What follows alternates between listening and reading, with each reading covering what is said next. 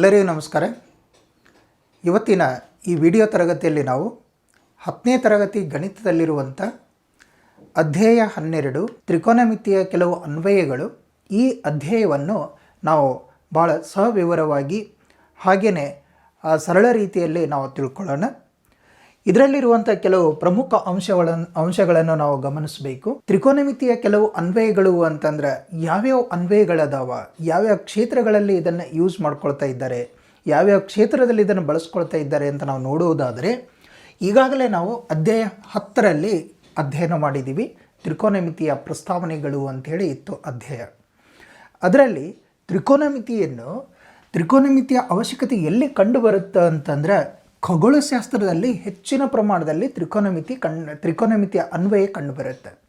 ಹಾಗಾಗಿನೇ ತ್ರಿಕೋನಮಿತಿಯ ಅವಶ್ಯಕತೆ ಇದೆ, ಆದ್ದರಿಂದ ಇದರ ಅನ್ವೇಷಣೆ ಮಾಡಿದರು ಅಂತ ನಾವು ಗಮನಿಸಿದ್ದೀವಿ.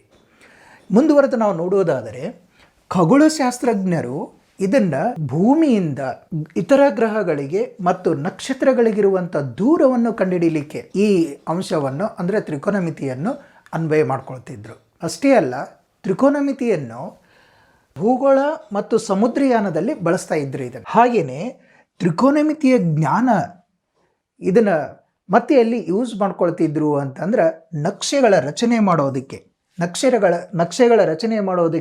ತ್ರಿಕೋನಮಿತಿಯನ್ನು ಅನ್ವಯ ಮಾಡ್ಕೊಳ್ತಿದ್ರು. ಹಾಗೆಯೇ ಅಕ್ಷಾಂಶ ಮತ್ತು ರೇಖಾಂಶಗಳಿಗೆ ಸಂಬಂಧಿಸಿದಂತೆ ದ್ವೀಪಗಳ ಸ್ಥಾನವನ್ನು ಗುರುತು ಮಾಡ್ಕೊಳ್ಳಿಕ್ಕೂ ಸಹ ತ್ರಿಕೋನಮಿತಿಯ ಜ್ಞಾನವನ್ನು ಬಳಸ್ತಾ ಇದ್ರು. ಇಷ್ಟೆಲ್ಲ ತ್ರಿಕೋನಮಿತಿಯ ಅನ್ವಯಗಳದಾವ. ಹಾಗಾದರೆ ಈ ಅಧ್ಯಾಯದಲ್ಲಿ ನಾವು ಯಾವ ಅಂಶಗಳನ್ನು ನಾವು ಕಲಿಬೇಕಾಗಿದೆ ಅಂತಂದರೆ, ಅದರಲ್ಲಿ ಎತ್ತರ ಮತ್ತು ದೂರವನ್ನು ಕಂಡುಹಿಡಿಯೋದನ್ನು ಕಲಿಬೇಕಾಗಿದೆ. ಅದರಲ್ಲಿ ಈ ವಿವಿಧ ವಸ್ತುಗಳ ಎತ್ತರ ಮತ್ತು ದೂರವನ್ನು ನೈಜವಾಗಿ ಅಳೆಯದೆ ಅವುಗಳನ್ನು ಕಂಡುಹಿಡಿಯಲಿಕ್ಕೆ ತ್ರಿಕೋನಮಿತಿ ಹೇಗೆ ಅನ್ವಯ ಆಗತ್ತಾ ಅನ್ನೋದನ್ನು ನಾವು ನೋಡ್ತೀವಿ. ಇದರಲ್ಲಿ ತ್ರಿಕೋನಮಿತಿಯ ಅನ್ವಯನ ನೋಡಬೇಕು ಅಂತಂದರೆ ಕೆಲವು ಪ್ರಮುಖವಾದಂಥ ಅಂಶಗಳು, ಕೆಲವು ಪರಿಕಲ್ಪನೆಗಳನ್ನು ನಾವು ತಿಳ್ಕೊಳ್ಳೇಬೇಕಾಗತ್ತೆ. ಅದರಲ್ಲಿ ಒಂದು ದೃಷ್ಟಿರೇಖೆ ಅಂತ ಬರುತ್ತೆ, ಇನ್ನೊಂದು ಕ್ಷಿತಿಜ ಮಟ್ಟ ಅಂತ ಬರುತ್ತೆ, ಅವನತ ಕೋನ, ಆಮೇಲೆ ಉನ್ನತ ಕೋನ ಅಂಥೇಳಿ ಬರುತ್ತೆ. ದೃಷ್ಟಿರೇಖೆ ಅಂತ ನಾವು ಎದಕ್ಕೆ ಹೇಳ್ತೀವಿ? ದೃಷ್ಟಿರೇಖೆ ಅಂತ ಅನ್ಬೇಕು ಅಂತಂದರೆ, ಒಂದು ಎತ್ತರವಾದಂಥ ಒಂದು ಕಟ್ಟಡ, ಒಬ್ಬ ವ್ಯಕ್ತಿ ಇಲ್ಲಿ ನಿಂತಿರ್ತಾನೆ. ಒಬ್ಬ ವ್ಯಕ್ತಿ ನಿಂತಾಗ ಇಷ್ಟು ಡಿಸ್ಟೆನ್ಸ್ ಆಗುತ್ತೆ. ಈ ವ್ಯಕ್ತಿ ನಿಂತಂತಂದ್ರೆ ಈ ಪಾದದಿಂದ ಇಷ್ಟು ದೂರ ಆಗುತ್ತೆ. ಇಲ್ಲಿಂದ ಈ ಬಿಲ್ಡಿಂಗ್ನ ಎತ್ತರವನ್ನು ನೋಡಬೇಕು ಅಂತಂದ್ರೆ ಏನು ನೋಡ್ತಾನಲ್ಲ, ಇದಕ್ಕೇನಂತೀವಿ ನಾವು ದೃಷ್ಟಿರೇಖೆ ಅಂತ ಅಂತೀವಿ. ಅಂದ್ರೆ ಭಾಳ ಸಿಂಪಲ್ಲಾಗಿ ಹೇಳಬೇಕು ಅಂತಂದ್ರೆ, ಒಬ್ಬ ವ್ಯಕ್ತಿಯ ದೃಷ್ಟಿಯಿಂದ, ಕಣ್ಣಿನಿಂದ ಆ ವಸ್ತುವನ್ನು ನೋಡ್ತೀವಿ ನೋಡು, ಆ ವಸ್ತುವನ್ನು ನೋಡುವಾಗ ಎಳೆದಿರುವಂಥ ರೇಖೆ ಏನಿರುತ್ತೆ ನೋಡು, ಅದಕ್ಕೆ ನಾವು ದೃಷ್ಟಿರೇಖೆ ಅಂತ ಅನ್ಬೇಕು. ಭಾಳ ಸಿಂಪಲ್. ಇಲ್ಲಿಂದ ಈ ವಸ್ತುನ ಇಲ್ಲಿ ನೋಡ್ತೀನಿಯಪ್ಪ ಅಂತಂದ್ರೆ, ಈ ವಸ್ತುವಿಗೆ ಈ ಪಾಯಿಂಟಿಗೆ ನೋಡ್ತೀನಿ ಅಂತಂದರೆ, ಇಲ್ಲಿಂದ ಇಲ್ಲಿಗೆ ಏನಿದೆ ನೋಡಿ ಈ ರೇಖೆ, ಇದಕ್ಕೆ ನಾವು ದೃಷ್ಟಿರೇಖೆ ಅಂತ ಹೇಳಬೇಕು. ಓಕೆನಾ? ನೋಡಿ, ಇಲ್ಲಿ ಈ ಮಗು ಇಲ್ಲಿಂದ ಈ ಒಂದು ವಸ್ತುವನ್ನು ನೋಡ್ತಾ ಇದ್ದಾಳೆ. ಹಾಗಾಗಿ ಈ ರೇಖೆ ಏನಿದೆ ನೋಡು, ಇದಕ್ಕೆ ನಾವು ದೃಷ್ಟಿರೇಖೆ ಅಂತ ಹೇಳಬೇಕು. ಓಕೆನಾ? ಇನ್ನೊಂದು ದೃಷ್ಟಿರೇಖೆ ಅಂತ ಗೊತ್ತಾಯ್ತಾನೆ, ವಸ್ತುವನ್ನು ನೋಡ್ತೀವಲ್ಲ, ಕಣ್ಣಿನಿಂದ ನೋಡುತ್ತೀವಲ್ಲ, ಆ ಒಂದು ಪಥ, ಅದಕ್ಕೆ ಆ ರೇಖೆ, ಅದಕ್ಕೆ ನಾವು ದೃಷ್ಟಿರೇಖೆ ಅಂತ ಹೇಳಬೇಕು. ಅಲ್ಲದೆ ಕ್ಷಿತಿಜ ಮಟ್ಟ ಅಂತ ಹೇಳ್ತೀವಿ. ಕ್ಷಿತಿಜ ಮಟ್ಟ ಅಂತ ನಾವು ಎದಕ್ಕೆ ಹೇಳಬೇಕು ಅಂತಂದ್ರೆ, ನಮ್ಮ ಕಣ್ಣಿನಿಂದ ಏನಂತಂದ್ರೆ ಭೂಮಿಗೆ ಸಮಾಂತರವಾಗಿರುವಂಥ ರೇಖೆ. ಫಾರ್ ಎಕ್ಸಾಂಪಲ್ ನೋಡಿ, ಇಲ್ಲಿ ವಸ್ತು ಇಲ್ಲಿದೆ, ಇದು ಕ್ಷಿತಿಜ ಅಂದರೆ ಭೂಮಿ. ಮಗು ಇಲ್ಲಿ ನೋಡುತ್ತಲ್ಲ, ನೋಡಿದಾಗ ಭೂಮಿಗೆ ಸಮಾಂತರವಾಗಿ ಈ ದೃಷ್ಟಿರೇಖೆಯಿಂದ ಸಮಾಂತರವಾಗಿ ಏನು ಎಳೆದಿರ್ತೀವಿ ನೋಡು ರೇಖೆ, ಅದಕ್ಕೆ ನಾವು ಕ್ಷಿತಿಜ ಮಟ್ಟ ಅಂತ ಹೇಳ್ತೀವಿ ನಾವು. ಅರ್ಥ ಆಯಿತು? ಕ್ಷಿತಿಜ ಮಟ್ಟ. ಈಗ ಇನ್ನೊಂದು ಕ್ಷಿತಿಜ ಮಟ್ಟ ಅಂದ್ರೆ ಗೊತ್ತಾಯ್ತಲ್ಲ, ನಮ್ಮ ದೃಷ್ಟಿಯಿಂದ ಅಂದರೆ ಕಣ್ಣಿನಿಂದ ಸಮಾಂತರವಾಗಿ ಒಂದು ರೇಖೆಯನ್ನು ಎಳೆದಿರ್ತೀವಿ ನೋಡು, ಭೂಮಿಗೆ ಸಮಾಂತರವಾಗಿ ಎಳೆದಿರುವಂಥ ರೇಖೆಗೆ ನಾವು ಕ್ಷಿತಿಜ ಮಟ್ಟ ಅಂತ ಹೇಳಬೇಕು. ಇಂಪಾರ್ಟೆಂಟ್ ಇದು, ಕ್ಷಿತಿಜ ಮಟ್ಟ ನಾವು ತಿಳ್ಕೊಳ್ಬೇಕು. ಇದರಲ್ಲಿ ಇನ್ನೊಂದು ಉನ್ನತ ಕೋನ ಅಂತ ಬರುತ್ತೆ, ಅವನತ ಕೋನ ಅಂತಲೂ ಬರುತ್ತೆ. 2 ಪಾಯಿಂಟ್ ಬರ್ತಾವೆ ನೋಡಿ. ಕ್ಷಿತಿಜ ಮಟ್ಟ ಗೊತ್ತಾಯ್ತು ಇಲ್ಲಿ ನೋಡಿ, ಈ ಮಗು ಈ ವಸ್ತುವನ್ನು ನೋಡುತ್ತೆ. ಇಲ್ಲಿ ನೋಡಿದಾಗ ಇದು ಕ್ಷಿತಿಜ ಮಟ್ಟ ಆಯಿತು, ಇಲ್ಲಿಂದ ಇಲ್ಲಿ ನೋಡಿದಾಗ ಇದು ದೃಷ್ಟಿ ರೇಖೆ ಅದ ನೋಡಿ, ಇದೇನದಲ್ಲ ಇದು ದೃಷ್ಟಿ ರೇಖೆ, ಇದು ಕ್ಷಿತಿಜ ಮಟ್ಟ. ಮಗು ಮೇಲಿನಿಂದ ಈ ಕೆಳಗಡೆಗೆ ಅಂದರೆ ನಮ್ಮ ದೃಷ್ಟಿ ಹಿಂಗೆ ಕೆಳಗೆ ಬಾಗತ್ತೆ ನೋಡು, ಅದಕ್ಕೇನನ್ಬೇಕು ಅವನತ ಕೋನ ಅಂತ ಹೇಳಬೇಕು. ಅವನತ ಕೋನ ಅಂತ ಎದಕ್ಕೆ ಹೇಳ್ತೀವಿ? ಕ್ಷಿತಿಜ ಮಟ್ಟ ಮತ್ತು ಇದು ದೃಷ್ಟಿ ರೇಖೆ ನಡುವೆ ಈ ಕೋನ ಉಂಟಾಗತ್ತೆ ನೋಡು, ಇದಕ್ಕೆ ಅವನತ ಕೋನ ಅಂತ ಹೇಳಬೇಕು. ಒಂದು ವೇಳೆ ಒಂದು ಮಗು ಇಲ್ಲಿಂದ ಈ ಈ ಬಿಲ್ಡಿಂಗ್ನ ಇದಕ್ಕೆ ತುದಿಗೆ ನೋಡತ್ತಂತಂದ್ರೆ ಇಲ್ಲಿಂದ ಇದೇನತ್ತ ಕ್ಷಿತಿಜ ಮಟ್ಟ ಐತಲ್ಲ, ಈ ಮೇಲ್ಭಾಗಕ್ಕೆ ನೋಡ್ತಾನ ಅಂತಂತಂದ್ರೆ ದೃಷ್ಟಿ ಹಿಂಗೆ ಮೇಲ್ಗಡೆ ಹೋಗುತ್ತಲ್ಲ, ಇದಕ್ಕೇನಂತ ಅನ್ಬೇಕು ನಾವು ಉನ್ನತ ಕೋನ ಅಂತ ಹೇಳ್ತೀವಿ, ಉನ್ನತ ಕೋನ. ಒಂದು ವೇಳೆ ಈ ಮಗು ಈ ಕಡೆ ಇರುವಂಥ ವಸ್ತುವನ್ನು ನೋಡಿದರೆ, ಈ ಕಡೆ ವಸ್ತುವನ್ನು ನೋಡಿದರೆ ಈ ಕ್ಷಿತಿಜ ಮಟ್ಟ ಅದು ನೋಡಿದ್ದು ಕ್ಷಿತಿಜ ಮಟ್ಟ, ಆಮೇಲೆ ಇದು ದೃಷ್ಟಿ ರೇಖೆ ಆಗತ್ತಲ್ಲ, ಇದಕ್ಕೆ ಉಂಟಾಗಿದ್ದಕ್ಕೆ ಕೋನಕ್ಕೆ ಏನಂತೀವಿ ನಾವು ಉನ್ನತ ಕೋನ ಅಂತ ಅನ್ಬೇಕು. ಉನ್ನತ ಕೋನ ಅಂದರೆ ನಮ್ಮ ದೃಷ್ಟಿ ರೇಖೆ ಆ ಕ್ಷಿತಿಜ ಮಟ್ಟಕ್ಕಿಂತ ಕೆಳಗಡೆ ಬಂತು ಅಂತಂದ್ರೆ ಅದಕ್ಕೇನನ್ಬೇಕು ಅವನತ ಕೋನ. ಕ್ಷಿತಿಜ ಮಟ್ಟಕ್ಕಿಂತ ನಮ್ಮ ದೃಷ್ಟಿ ರೇಖೆ ಮೇಲ್ಗಡೆ ಹೋಯ್ತು ಅಂತಂತಂದರೆ ಅದಕ್ಕೆ ಉನ್ನತ ಕೋನ ಅಂತ ಅನ್ಬೇಕು. ಓಕೆನಾ? ಇದು ಇಂಪಾರ್ಟೆಂಟ್, ಇದರಲ್ಲಿರುವಂಥ ಗಮನಿಸಬೇಕು. ಇನ್ನೊಂದು ಇದರಲ್ಲಿ ಒಬ್ಬ ವ್ಯಕ್ತಿಯ ಎತ್ತರವನ್ನು ಕೊಟ್ಟಿದ್ರೆ, ಒಬ್ಬ ವ್ಯಕ್ತಿ ಎತ್ತರ, ಫಾರ್ ಎಕ್ಸಾಂಪಲ್ ಇಲ್ಲಿ ಗಮನಿಸಿ, ಈ ವ್ಯಕ್ತಿಯ ಇಲ್ಲಿ ಎತ್ತರ ಕೊಟ್ಟಾರೆ, ಆಗ ದೃಷ್ಟಿ ರೇಖೆ ಇಲ್ಲಿಂದ ನಾವು ತಗೊಳ್ಬೇಕು. ದೃಷ್ಟಿ ರೇಖೆ ಇದು ದೃಷ್ಟಿ ರೇಖೆ ನೋಡಿ, ಈ ದೃಷ್ಟಿ ಇಲ್ಲಿಂದ ಈ ವಸ್ತುನ ನೋಡ್ತಿಲ್ಲ ತುದಿಗೆ ನೋಡ್ತಾರೆ ಅಂತಂದ್ರೆ ಇದಕ್ಕೇನಂತೀವಿ ನಾವು ದೃಷ್ಟಿ ರೇಖೆ ಅಂತ ಹೇಳ್ತೀವಿ. ಇದು ಕ್ಷಿತಿಜ ಮಟ್ಟ, ಇದು ಕ್ಷಿತಿಜ ಮಟ್ಟ. ಕ್ಷಿತಿಜ ಮಟ್ಟ ಇದು ದೃಷ್ಟಿ ರೇಖೆ. ಕ್ಷಿತಿಜ ಮಟ್ಟದಿಂದ ದೃಷ್ಟಿ ರೇಖೆಯಲ್ಲಿ ನೋಡುತ್ತಂದ್ರೆ ಕೋನ ಇಲ್ಲಿಂದ ಉಂಟಾಗತ್ತೆ, ನಿಂತಲ್ಲಿಂದಲ್ಲ. ಎತ್ತರ ಕೊಟ್ಟಾಗ ಕೋನ ಎಲ್ಲಿಂದ ಉನ್ನತ ಕೋನ ಎಲ್ಲಿಂದ ತಗೊಳ್ಬೇಕು? ಈ ಕಡೆಯಿಂದಲ್ಲ, ಇಲ್ಲಿ ಮೇಲ್ಭಾಗದಿಂದ ತಗೊಳ್ಬೇಕು ಉನ್ನತ ಕೋನ ದೃಷ್ಟಿ ರೇಖೆ. ಓಕೆನಾ? ಉನ್ನತ ಕೋನ ಅವನತ ಕೋನ ಅಂತಾಯಿತು. ಜೊತೆಗೆ ಇನ್ನೂ ಕೆಲವು ಪಾಯಿಂಟ್ಸ್ಗಳನ್ನು ನಾನು ನೆನಪಿಟ್ಕೊಳ್ಬೇಕು. ಇದರಲ್ಲಿ ಈ ಅಧ್ಯಾಯದಲ್ಲಿ ಹೆಚ್ಚಿನ ಪ್ರಮಾಣದಲ್ಲಿ ನಮಗೆ ಯೂಸ್ ಆಗೋದು, ಬಳಕೆ ಆಗೋದು ತ್ರಿಕೋನಮಿತಿ ಅನುಪಾತಗಳು ಅಂತಂದ್ರೆ 3 ಬಹಳಷ್ಟು ಅಂತಂದರೆ, ಒಂದು ಟ್ಯಾನ್ ತೀಟ ಅಂತ ಯೂಸ್ ಆಗುತ್ತೆ, ಇನ್ನೊಂದು ಸೈನ್ ತೀಟ ಯೂಸ್ ಆಗುತ್ತೆ, ಇನ್ನೊಂದು ಕಾಸ್ ತೀಟ ಯೂಸ್ ಆಗುತ್ತೆ.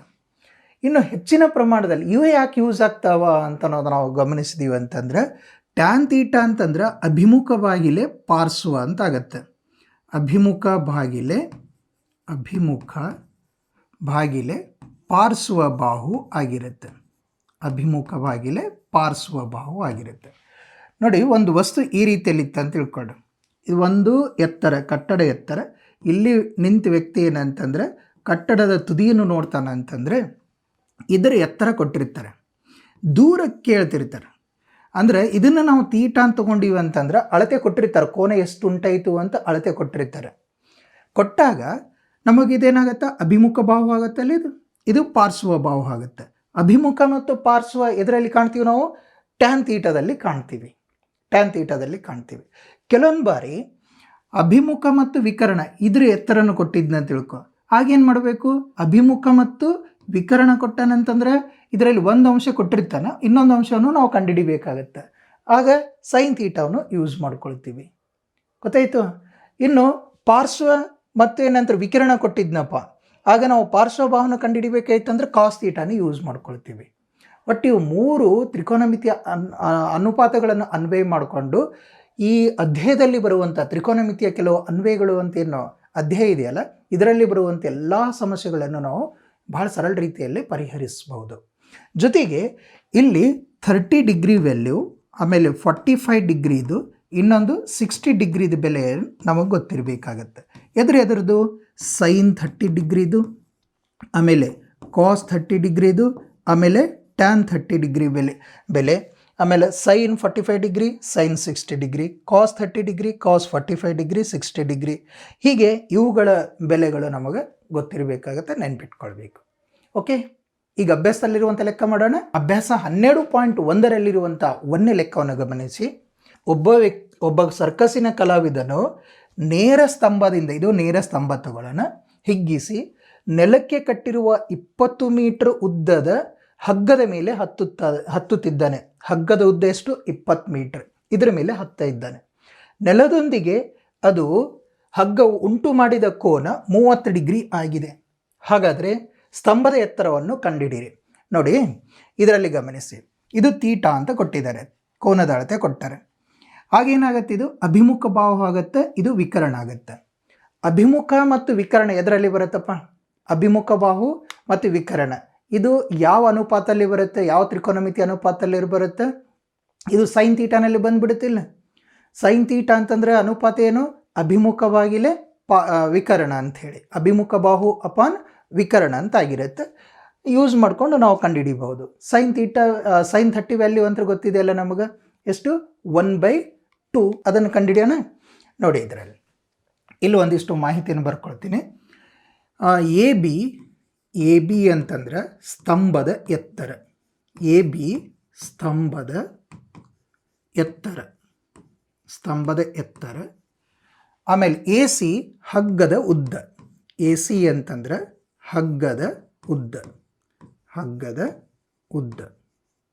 ಎಷ್ಟು ಕೊಟ್ಟಿದ್ದಾರೆ? ಹಗ್ಗದ ಉದ್ದ 20 ಮೀಟರ್ ಅಂತ ಕೊಟ್ಟಾರೆ, 20 ಮೀಟರ್ ಆಗಿದೆ. ಏನು ಕಂಡುಹಿಡಿಬೇಕು ನಾವು? ಈ ಸ್ತಂಭದ ಎತ್ತರವನ್ನು ಕಂಡುಹಿಡಿಬೇಕು. ಆಮೇಲೆ ನಮಗೆ ಇದರಲ್ಲಿ ತೀಟಾಕು ವ್ಯಾಲ್ಯೂ ಕೊಟ್ಟಿದ್ದಾರೆ ನೋಡ್ರಿ, ಕೋನದ ವ್ಯಾಲ್ಯೂ ಎಷ್ಟು? 30 ಡಿಗ್ರಿ. ಇಷ್ಟು ಗೊತ್ತಿದ್ದರೆ ಸಾಕು ನಮಗೆ. ಕೋನ, ಆಮೇಲೆ ಅಭಿಮುಖ ಬಾಹು ಕೊಟ್ಟಾರೆ, ಪಾರ್ಶ್ವ ಬಾಹು ಕೊಟ್ಟಿದ್ದಾರೆ, ಅಥವಾ ಏನಂತಂದರೆ ವಿಕರಣ ಕೊಟ್ಟಾರೆ. ಇದನ್ನು ಗೊತ್ತು ಮಾಡ್ಕೊಳ್ಬೇಕು. ಇದಕ್ಕೆ ಅಭಿಮುಖ ನೋಡಿ, ಇಲ್ಲಿ ಅಭಿಮುಖ ಆಯಿತು, ಇದು ವಿಕರಣ ಆಯಿತು. ಅಭಿಮುಖ ಮತ್ತು ವಿಕರಣ ಇರೋದು ಅನುಪಾತ ಅಂತಂದರೆ ಸೈನ್ ತೀಟಾ. ಹಾಗಾಗಿ ಇಲ್ಲಿ ನಾನು ಸೈನ್ ತೀಟಾದ ಬೆಲೆಯನ್ನು ಅನ್ವಯ ಮಾಡ್ಕೊಳ್ತೀನಿ. ತ್ರಿಭುಜ ಭಾಳ ಸಿಂಪಲ್ ಲೆಕ್ಕದಾವ. ತ್ರಿಭುಜ ಎ ಬಿ ಸಿಯಲ್ಲಿ ಏನೇನು ತಗೊಳ್ಳೋಣ? ಸೈನ್ 30 ತೊಗೊಂಡ್ಬಿಡ್ತೀನಿ. ಸೈನ್ 30 ಡಿಗ್ರಿ, ಸೈನ್ ತೀಟಾ, ಇದು ಸೈನ್ ತೀಟಾ, ಸೈನ್ 30 ಡಿಗ್ರಿ. ಅಭಿಮುಖ ಅಪಾನ್ ವಿಕರಣ. ಅಭಿಮುಖ ಅಂತಂದರೆ ಎ ಬಿ ಇದೆ, ವಿಕರಣ ಅಂತಂದ್ರೆ ಎ ಸಿ ಅಂತ ಹೇಳಿದೆ. ಅಭಿಮುಖ ಅಪಾನ್ ವಿಕರಣ. ಇದರಲ್ಲಿ ಬೆಲೆ ಆದೇಶ ಮಾಡ್ಬೋದು. ಸೈನ್ ತೀಟಾ ಬೆಲೆ ಗೊತ್ತಾ? ಈ ಸೈನ್ 30 ಡಿಗ್ರಿ ಬೆಲೆ ಗೊತ್ತಾ? ಸೈನ್ 30 ಅಂತಂದರೆ 1/2. ಸೈನ್ 30 ಅಂದರೆ 1/2 is equal to A B ಅಂತಂದ್ರೆ ಕಂಡುಹಿಡಿಬೇಕು. ಇದು ಸ್ತಂಭದ ಎತ್ತರ ಇದೆ. ಬಿ ಸಿ ಹಗ್ಗದ ಉದ್ದ. ಬಿ ಸಿ ಏನಂತಂದ್ರೆ ಹಗ್ಗದ ಉದ್ದ. ಬಿ ಸಿ ಹಗ್ಗದ ಉದ್ದ. ಈ 20ನ ಈ ಸೈಡ್ ತಂದುಬಿಡ್ತೀನಿ ನೋಡಿ. ಇದು 1/2 ಇಂಟು 20 ಈ ಸೈಡ್ ತೊಗೊಂಡು ಬರಲ್ಲ, ಇಂಟು 20 ಆಯಿತು, is equal to A B ಉಳೀತು, is equal to A B. ಛೇದ ಹೋಗುತ್ತೆ ನೋಡಿ. 2 1 2 1 2 0 0. 1 10 10 ಆಯಿತು, ಇಸ್ ಈಕ್ವಲ್ ಟು ಇದು A B. Therefore A B ಅನ್ನೋದೇನು? ಸ್ತಂಭದ ಎತ್ತರ. ದೇರ್ ಫೋರ್ ಸ್ತಂಭದ ಎತ್ತರ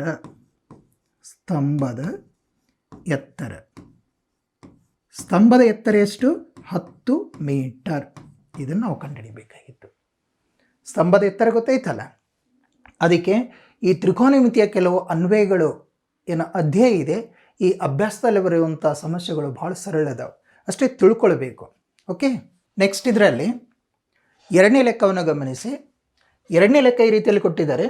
ಬಿರುಗಾಳಿಗೆ ಸಿಕ್ಕಿ ಒಂದು ಮರವು ಮುರಿದು ನೆಲಕ್ಕೆ ತಾಗಿದಾಗ ನೆಲದೊಂದಿಗೆ 30 ಡಿಗ್ರಿ ಕೋನವನ್ನು ಉಂಟು ಮಾಡಿದೆ ಮತ್ತು ಮರದ ತುದಿಯು ಮರದ ಬುಡದಿಂದ 8 ಮೀಟರ್ ದೂರದಲ್ಲಿ ನೆಲಕ್ಕೆ ತಾಗಿದೆ. ಓಕೆ, ಹಾಗಾದರೆ ಮುರಿದು ಬೀಳುವ ಮುನ್ನ ಮರದ ಎತ್ತರ ಎಷ್ಟಿತ್ತೆಂದು ಕಂಡುಹಿಡಿಯಿರಿ ಅಂಥೇಳಿ ನಮ್ಮ ಪ್ರಶ್ನೆ ಇದೆ. ಓಕೆ, ಭಾಳ ಸಿಂಪಲ್ ಇದೆ ನೋಡಿ. ಇದರಲ್ಲಿ ಫಸ್ಟ್ ಮರದ ಉದ್ದ, ನೆಕ್ಸ್ಟ್ ಮರದ ಉದ್ದ ಆಯಿತು, ಅದು ಎಲ್ಲೋ ಒಂದು ಪಾಯಿಂಟಿಂದ ಕಟ್ಟಾಗಿ ಬೀಳುತ್ತೆ, ನೆಲದ ಮೇಲೆ ಬೀಳುತ್ತೆ. ಇದನ್ನೆಷ್ಟು ತಗೊಳ್ಳೋಣ. ಆಗ ಇಲ್ಲಿ ಪಾಯಿಂಟಿಂದ ಇಲ್ಲಿಂದ ಕಟ್ಟಾಗಿದೆ ಅಂತ ತಗೊಳ್ತೀನಿ. ಇಲ್ಲಿಂದ ಕಟ್ಟಾಗಿದೆ, ಬಿರುಗಾಳಿಗೆ ಸಿಕ್ಕಿ ಇದೊಂದು ಮರ. ಈ ಮರವು ಬಿರುಗಾಳಿ ಸಿಕ್ಕಿ ಈ ಪಾಯಿಂಟಿಂದ ಕಟ್ಟಾಗಿ ಬಿತ್ತು. ಇದಕ್ಕೆ ಎ ಅಂತ ತಗೊಳ್ತೀನಿ, ಇದು ಬಿ ತೊಗೊಂಡ್ಬಿಡ್ತೀನಿ, ಇದು ಸಿ ತಗೊಳ್ತೀನಿ. ಅಂದರೆ ಬಿ ಪಾಯಿಂಟಿಂದ ಕಟ್ಟಾಗಿ ಇಲ್ಲಿ ಕೆಳಗಡೆ ಬಿದ್ದಾಗ ಆಗ ಅದು ಇಲ್ಲಿಂದ ಬುಡದಿಂದ ಎಷ್ಟು ದೂರದಲ್ಲಿ ಬೀಳುತ್ತೆ? ಅದು 8 ಮೀಟರ್ ದೂರದಲ್ಲಿ ನೆಲಕ್ಕೆ ತಾಗುವಂತೆ ಬಿದ್ದಿರುತ್ತೆ. ಓಕೆನಾ? ಇಲ್ಲಿಂದ ಕಟ್ಟಾಗಿ ಇಲ್ಲಿ ಬಿತ್ತು ಅಂತಂದರೆ ನೋಡಿ, ಅಂದರೆ ಇಲ್ಲಿ ಇದು ಡಿ ಅಂತ ತಗೊಳ್ತೀನಿ. ಇದು ಎ ಬಿ ಎಷ್ಟಿರುತ್ತೆ, ಇದು ಮುರಿದ ಭಾಗ. ಎ ಬಿ ಎಷ್ಟಿರುತ್ತೆ ಅಷ್ಟೇ ಬಿ ಡಿ ಇರುತ್ತೆ, ಗೊತ್ತಾಯಿತು. ಇಲ್ಲಿಂದ ಇದು ಕಟ್ಟಾಗಿ ಬೀಳುತ್ತಿದ್ದು. ಫಾರ್ ಎಕ್ಸಾಂಪಲ್ ಇಷ್ಟಿತ್ತಂತಂದ್ರೆ ಇದು ಕಟ್ಟಾಗಿ ಬಿತ್ತು ಫಸ್ಟ್, ಅಂದರೆ ಎಷ್ಟು ಭಾಗ ಮೇಲ್ಗಡೆ ಇತ್ತು ಇಷ್ಟು ಕಟ್ಟಾಗಿದ್ದೇ ಈ ಭಾಗ ಆಗಿರುತ್ತೆ. ಹಾಗಾಗಿ ಎ ಬಿ ಎಷ್ಟಿರುತ್ತೆ ಅಷ್ಟೇ ಬಿ ಡಿ ಇರುತ್ತೆ ಅಂತ ಗಮನಿಸಬೇಕು. ಇದು ಕೋನ ಎಷ್ಟು ಉಂಟು ಮಾಡುತ್ತಿಲ್ಲಿ, ಕೋನ 30 ಡಿಗ್ರಿಯನ್ನು ಉಂಟು ಮಾಡುತ್ತಿದೆ. ಎಷ್ಟು ದೂರಲ್ಲಿ ತಾಗತ್ತೆ ಭೂಮಿಗೆ ಅಂತಂದರೆ 8 ಮೀಟರ್ ಅಂತ, 8 ಮೀಟರ್. ಹಾಗಾದರೆ ಮರವು ಮುರಿದು ಬೀಳುವ ಮುನ್ನ ಎಷ್ಟು ಎತ್ತರ ಇತ್ತು ಅದರ ಎತ್ತರವನ್ನು ಕಂಡುಹಿಡಿಯಿರಿ ಅಂತ ಹೇಳಿದ್ದಾರೆ ನಮಗೆ. ಓಕೆ, ಮರದ ಎತ್ತರ ನೋಡಿ, ಇಲ್ಲಿ ಮರದ ಎತ್ತರ ಇವೆರಡೂ ಭಾಗನೂ ಹೊಂದಿರುತ್ತೆ. A B plus B C ಆಗಿರುತ್ತೆ. ಮರದ ಎತ್ತರ ಅಂದರೆ ಎ ಸಿ ಆ್ಯಕ್ಚುಲಿ ಅಲ್ಲ, ಎ ಸಿ ಅನ್ನೋದು ಮರದ ಎತ್ತರ. ಅಂದರೆ ಈ ಎರಡೂ ಭಾಗ ಕೂಡಿರುತ್ತೆ, A B plus B C. A B plus B C ಆಗಿರುತ್ತೆ.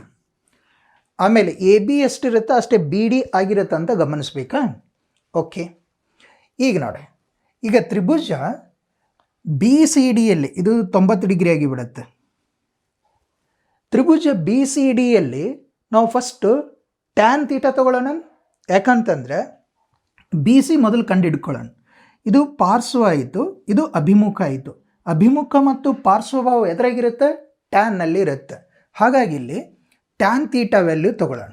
ಆಮೇಲೆ ಇಲ್ಲಿ ತೀಟಾನು ನಮ್ಮ 30 ಡಿಗ್ರಿ ಅಂತ ಕೊಟ್ಟರೆ ಅದು ಗಮನಿಸಿ.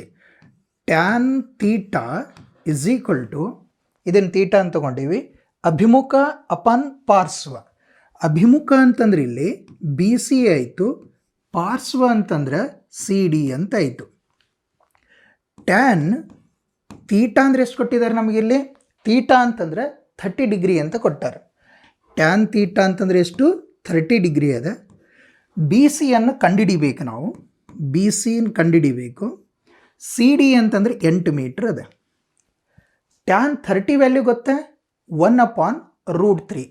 ಟ್ಯಾನ್ 30 ಅಂತಂದರೆ 1/√3 ಆಗಿರುತ್ತೆ. ಇದು ಟ್ಯಾನ್ 30 ಬೆಲೆ ಇಸ್ ಈಕ್ವಲ್ ಟು ಇದು ಬಿ ಸಿ ಅಪಾನ್ 8 ಅಂತ ಆಯಿತು. ಈಗ 8 ಈ ಕಡೆ ತೊಗೊಂಡು ಬರಲ್ಲ, 8 ಈ ಕಡೆ ತಂದರೆ 8/√3 is equal to B C ಅಂತ ಆಯಿತು. ಇದು ಬಿ ಸಿ ಗೊತ್ತಾಯ್ತು. ಈಗ ಬಿ ಸಿ ಅಂತಂದರೆ ಎಷ್ಟಾಯಿತು, 8/√3. ಓಕೆ, ನೆಕ್ಸ್ಟ್ ನೋಡೋಣ. ಈಗ ಇದರಲ್ಲಿ ಇದು ಗೊತ್ತಾಯ್ತು, ಇದ್ರ ವ್ಯಾಲ್ಯೂ ಗೊತ್ತಾಯ್ತು ಬಿ ಸಿ. ಆಮೇಲೆ ಎ ಬಿ ಗೊತ್ತಾಗಬೇಕಾದ್ರೆ ಏನಾಗಬೇಕು, ಏನು ಕಂಡುಹಿಡಿಬೇಕು ನಾವು, ಬಿ ಡಿ ಕಂಡುಹಿಡಿಬೇಕು. ಎ ಬಿ ವ್ಯಾಲ್ಯೂ ಬಿ ಡಿಗೆ ಈಕ್ವಲ್ ಇರುತ್ತೆ. ಹಾಗಾಗಿ ಈ ತ್ರಿಭುಜದಲ್ಲಿ ನೋಡಿ, ಈ ತ್ರಿಭುಜದಲ್ಲಿ ವಿಕರ್ಣ ಕಂಡುಹಿಡಿಬೇಕಾಗಿದೆ. ವಿಕರ್ಣ ಅಂತಂದರೆ ಪಾರ್ಶ್ವ ಅಪಾನ್ ವಿಕರ್ಣ ಅಂದರೆ ಕಾಸ್ ಥೀಟ ಯೂಸ್ ಮಾಡ್ಬೋದಲ್ಲ, ಕಾಸ್ ಥೀಟ ಯೂಸ್ ಮಾಡೋಣ. ತ್ರಿಭುಜ ಬಿ ಸಿ ಡಿಯಲ್ಲಿ ಯಾವುದು ಕಾಸ್ ಥೀಟ ಯೂಸ್ ಮಾಡಲಿ. ಕಾಸ್ ಥೀಟ ಇಸ್ ಈಕ್ವಲ್ ಟು ಪಾರ್ಶ್ವ ಅಪಾನ್ ವಿಕರ್ಣ. ಇದರಲ್ಲಿ ಪಾರ್ಶ್ವ ಅಂದರೆ ಸಿ ಡಿ ಆಗಿರುತ್ತೆ, ಪಾರ್ಶ್ವ ಅಂದರೆ ಸಿ ಡಿ, ವಿಕರ್ಣ ಅಂತಂದರೆ ಬಿ ಡಿ. ಓಕೆ, ಕಾಸ್ ಥೀಟ ಅಂದರೆ 30 ಕೊಟ್ಟಿದ್ದಾರೆ, 30. ಸಿ ಡಿ ಅಂತಂದ್ರೆ 8 ಮೀಟ್ರ್ ಇದೆ. ಬಿ ಡಿಯನ್ನು ಕಂಡುಹಿಡಿಬೇಕು. ಇನ್ನು ಕಾಸ್ 30 ಬೆಲೆ ಗೊತ್ತು, ಕಾಸ್ 30 ಅಂತಂದರೆ √3/2 ಇಸ್ ಈಕ್ವಲ್ ಟು ಇದು 8/BD. ಈಗ ಓರೆ ಗುಣಾಕಾರ ಮಾಡಲ, ಓರೆ ಗುಣಾಕಾರ ಮಾಡಿದ್ರೆ ನೋಡ್ರಿ, ಬಿ ಡಿ ಇದಕ್ಕೆ √3 × BD ಇಸ್ ಈಕ್ವಲ್ ಟು 2 × 16. ನಮಗೆ ಬಿ ಡಿ ವ್ಯಾಲ್ಯೂ ಬೇಕಾಗಿದೆ. ಬಿ ಡಿ ಅಂತಂದ್ರೆ 16/√3 ಅಂತಾಯಿತು. ಬಿ ಡಿ ಅಂದರೆ 16/√3.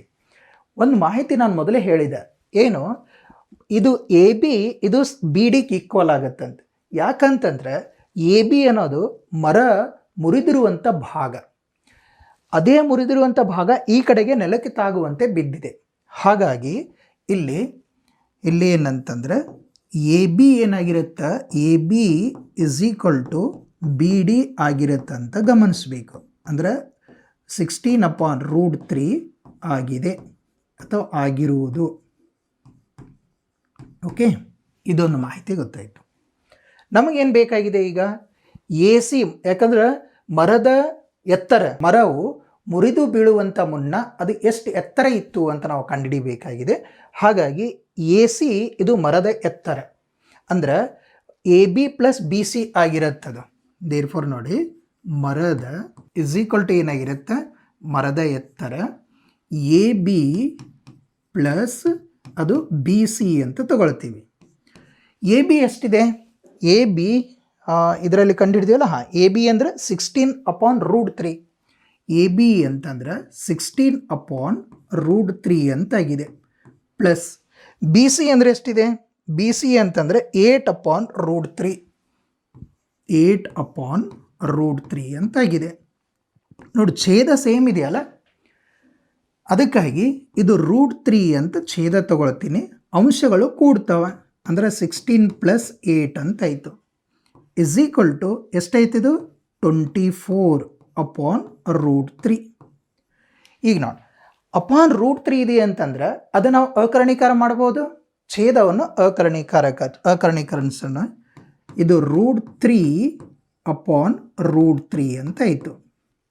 Okay, next is equal to ನೋಡು, ಇದು 24 × √3 ಆಯಿತು, ಅಪಾನ್ √3 ಅಂತಂದ್ರೆ 3 ಆಯ್ತಲ್ಲ, ಯಾಕಂದ್ರೆ 3 × 9, 9 ವರ್ಗಮೂಲ 3 ಆಯ್ತಲ್ಲ.